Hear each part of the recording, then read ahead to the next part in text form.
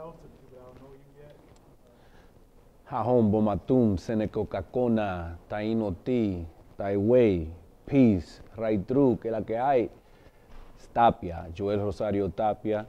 I'm a visual artist, performing artist, activist, artivist, among other things. I'm a performing or cultural practitioner, performing in Neo-Taino culture, or the contemporary versions of what we call traditional culture in the Caribbean, which is traditionally referred to as Taino, but is in reality Arawak.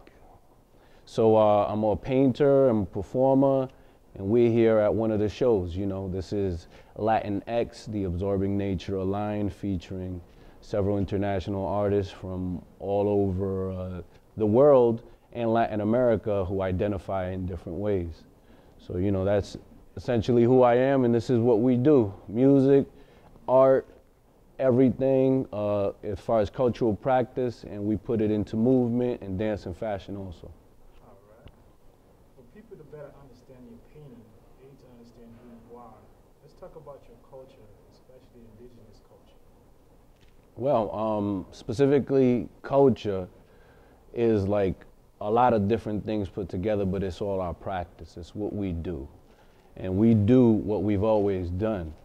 When we look at like what we talk about being hip hop culture as far as something relatable in America for people of color, we're generally talking about the indigenous cultural practices anyway. We're talking about the circle, which has always been there and has always been a stage in the media for us to show movement and show how we interpret our sound in movement. There's always been writing or drawing or scribing. It's referred to and understood different ways. For example, you got the graffiti writer in hip hop culture, but when you look at our indigenous culture, we have the scribes, the folks that wrote, but we wrote in pictures. So we were artists at the same point. There's always been the food. There's always been the way that we dress, the way that we choose to identify ourselves when we move around. And all those different elements of culture come through in different ways. So in the Taino culture, we've always been doing it, speaking it in our language, but also not being conscious of it because we're under the yoke of a colonial power structure that doesn't necessarily let us identify as who we are because it is advantageous to us in this commercial construct. So what we've learned is that in our culture and our practice, we're identifying ourselves, we might as well really know who we are identifying ourselves as and why. Because knowing is half the battle, you know? That's true, that's true. Yeah, because of that, I noticed that you've been pushing the indigenous culture back into the forefront, into society, so they don't be forgotten. How's that process been for you? It's been a life-enriching struggle. It's been an all-engulfing, all-absorbing voyage into what I thought I was as opposed to what I am, as opposed to who I thought I was to who I am and who I will always be, regardless of what a colonial structure is. And sometimes to understand yourself, you got to understand the environment that you exist in. So it's been quite a struggle and process of learning law, redefining words, understanding how those words equate to agreements and contracts, and then understanding how those agreements determine where I went in life. That determined what my choices were, where I was going to the army or I was going to college. All that stuff is a part of culture and part of the options or the situations you're presented with as part of how you relate to the larger culture or the larger construct. So it's been a deep process of decoding and recoding and re-becoming through redefinition, you know, and right now we're trying to bring that to the people, bring consciousness to the folks and to our children so that we have something to fall back on when this whole imaginary construct falls down the way that it's doing right now. We got to be able to see and say and know who we are without it, because it ain't always going to be around. There's always going to be countries in power, but Who are we? Are we just simply, if the Chinese come over here, are we just Chinese? Or if any other nation comes over here, are we just that? Well, no, what we are is what we've always been, Aboriginal people, the original people of the land, you know, and I just want to bring that message. That's an important message. And the reason I find that message very important is because I believe it was in like South Dakota when the natives was being attacked for the water. Yeah. And that's the same thing I've seen that they're trying to take over their land. Mm-hmm. That's why I see why your fight is so important. Was that also something that came to light in your pursuit to knowing about being a can't pronounce the word sometimes. Mm-hmm. But that's something I feel like got to be brought to light, and is that part of your process also? Yeah. Considering that the fight is still in your face, it's still here. Yeah. It's not something in the history books, because this just happened over a year ago. It's very relevant. Like, for example, right now, recently I've been taking part of something called the Racial and Environmental Justice Committee. The Racial and Environmental Justice Committee addresses the uneven nature of the distribution of economics and energy and the marginalized people affected by it. So we've been talking about water privatization, and this is something at the Federation also, because I'm part of the Federation of Aboriginal Nations of America. I'm a member nation chief. And as part of the Sibuko Bayamontaino, we look to address these issues also. There's water privatization going on here in Rhode Island. They're trying to privatize and sell away the rights to your water, the water that you drink every day, right now. They're putting these bills forth. And the other thing is, what you got to realize about it is, and shout outs to John Gonzalez and the folks educating us about this today, is that with the water comes issues of safety and jurisdiction. So basically, they're selling off the water to private rates, and if you can't get water attached to your house, if it's too expensive, you don't have any other option. What ends up happening? You don't have water in your house, that means that's a health and safety violation. You got kids in the house, within a week, your kids could go to somebody else's house, right into the DCYF, and you don't get them back quick. So now think about how economically that affects when you have a private foreign interest that doesn't have any interest in your land or any controlling your rights to water, and then that determines whether your kids can end up staying in your house or whether you can be viable in the system at all through water. So we got to be very conscious about the situation we're living, because we all need water. They're going to be, if they sell off the rights, they could be selling bottled water to that, and the whole infrastructure in Providence, in Rhode Island, you guys don't know, in Rhode Island, some of our infrastructure is older. The only place that's as old as ours is New York, and the water qualities are worse than Flint, Michigan, in terms of some of the lead contamination here. So we're already dealing with a bad infrastructure. Now forget about privatizing that. So we got to stay aware about the environment, and we also got to remember that we got the right to remedy, redress, and repatriation as indigenous folks. We're coming back to a situation where as long as we build our governments right, we can essentially reclaim and redress the wrongs of the past and try to correct them for our future generations. Now, let's get into your artwork. What got you into the art of painting? Your painting speaks volumes because a lot of it shows division in different cultures, and you seem to find a way to put it together similar to the painting that's right behind you. Yeah. You have Haiti, Puerto Rico, is that Puerto Rico? Yeah, so you got Haiti, Puerto Rico, Cuba, Dominican Republic, and Jamaica is what you have there. And so that's the Greater Antilles. The Greater Antilles is divided by colonial powers because it was the first place where foreign nations came into the what is called America, North America and Central and South. They came in through the Caribbean, and they came and they landed on our grandparents' doorsteps. And so different nations came once the First Nations made contact and started enslaving and sending out so many people. All the other nations wanted to really get down with it. So they came and they landed on different islands, and they started competing for who gets control of the islands. And today, that's the reason that those different islands speak those different languages. It's because of those dominating European colonial powers. It's not because those people are completely different. The basis of any of the population of the islands is the indigenous Arawak Taino woman, or for lack of a better term, Taino. But the indigenous woman, those are our grandmothers, and pretty much if a whole generation has been enslaved or killed and all the mothers are left, what happens? There becomes another generation of amalgamated, of mixed, of mestizo, mulatto, all those different words and caste system things that they came up with. And over time that becomes a separation of people through culture. But what I wanted to do is remind them of who they are at the base and who they are from their mother, because the matrilineal line is what determines who you are in our culture.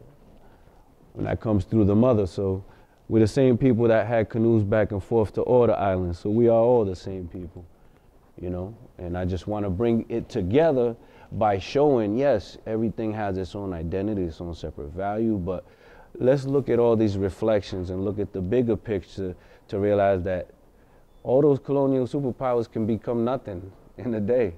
Who are we then? That's why I feel it's very important in your art. And it's the reason I had to come talk to you, because I noticed that your painting is basically, it's almost like how Public Enemy used to have a song like Fight the Power. Mm-hmm. And that could last a lifetime like it has. But your painting is also showing the fight of the separation as we started towards the togetherness that we could be. Is that something that you did intentionally? Yes. Yeah, I mean, you read it. That's what's up. You never know as the artist how, you know what you want to convey, but since you're using images and not words, you never know how it's going to be interpreted. And that's it. That's really it, because as divided we are among these societal lines of black, white, red, brown, Caribbean, Afro-Caribbean, Cuban, Dominican, from the South, as divided as we are, we're all the same thing, because we are all the product of the amalgamations and the survival of our cultures, but specifically as the indigenous brown man in the United States, of the, not just United States, of America, of here, the indigenous aborigine. As much as we're divided with culture, we are the same people. And the same people that were enslaved on our islands ended up populating the Azores, ended up populating all these different European islands. And then they mixed with those people and brought them back as Africans. So we're all the same people beyond these labels and false sense of history that we've been taught when we go in and we learn it. We just gotta pay attention. Now I know you also do a lot of showcases with your painting. How can you name a few showcases that you actually do, or that you have? Yeah. I can. Well, I did a 420 wrap up last year. Young Amsterdam, Crosstown Music Group. We did Chip Tillman's When the Stars Align. We did. I've done several group exhibitions with Sky Galleries, and also several pop-ups. We did the Taino City Day Party, but then we showcased all art at the day party. And there's just been so many. It's hard to line it all up. For example, right now I have, again, Latin Expression, the Absorbent Nature line, but I also have the Sky Coastal collaboration going on in Newport and in Providence. So that's 5 artists that are showcasing both in Newport and in Providence at 2 galleries who've come together to create that platform. And that's called Coastal Sky, the Coastal Sky exhibition. That's going on right now through the end of the month. So there's always so much of it going on that I lose track of it. Like, that's why I got on my website, look, I'm gonna plug my website real quick, www.tapianow.com. You can see, what I do, how I focus on culture, and how I use art, music, fashion, and dance to talk about who we really are. TapiaNow.com is going to be a platform for artistic practice and also the products. You know, so we got everything from, you can order bows to T-shirts right now. You can also order prints.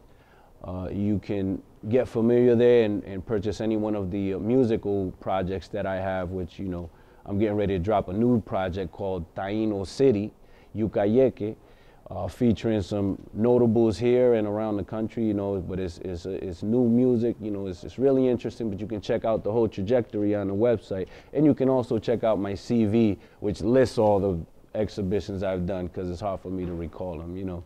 But either way, you know, praise God, thank you that we've been able to build this platform and bring it to you. And TapiaNow.com, check me out over there. You can see everything as far as exhibitions and photos. All right. Now, how can our readers and your new fan help you with your quest to push the whole indigenous culture forward and everything that? Well, I think the way y'all can help is by supporting the products that we create, supporting the music, supporting the art, coming to art shows, talking about it.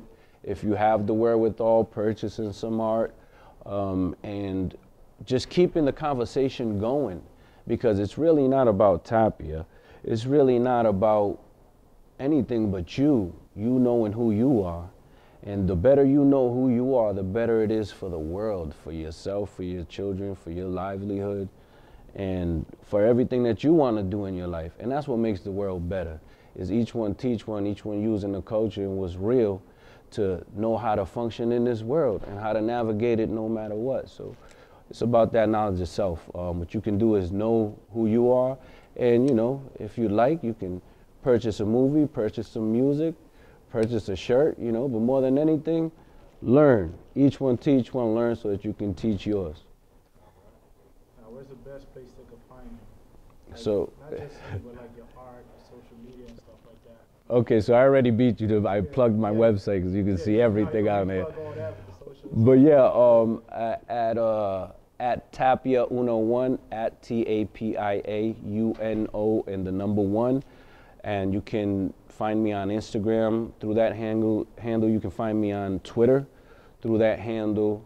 You can put that in YouTube and you'll find my channel. And you can also find us at Branding Bando, at BRANDING BANDO, which is the marketing arm for the movement, Saddle Bay and associated intellectual properties.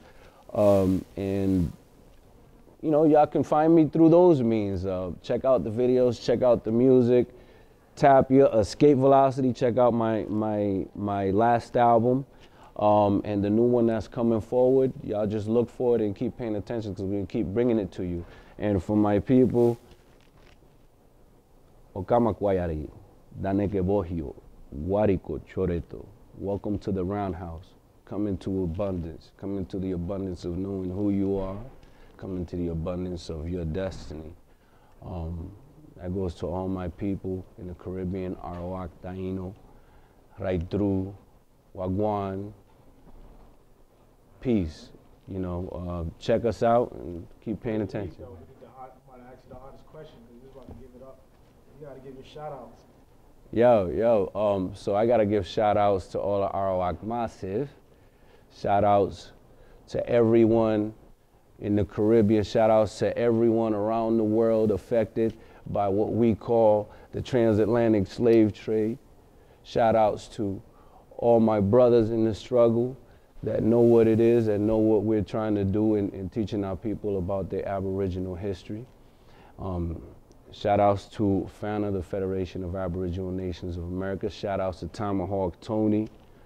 Shout out out there in Cali, A4 Truth, A4 African Americans Ain't Africans.com. Shout outs to SP500, Sean Payne, SP500. You know, a lot of people know him from the Gucci Mane fame. Shout outs to Paulo, shout outs to Philbert Armenteros, shout outs to Becky Bass. I appreciate you so much for the music, the steel drum on the album. Also give a shout outs to Robbie Access playing the electric guitar. Shout outs to Crook Rock, you know, the Soul Keepers, to everybody in the wave representing from PVD, Taino City, the South Side, and right through a todo Boricua.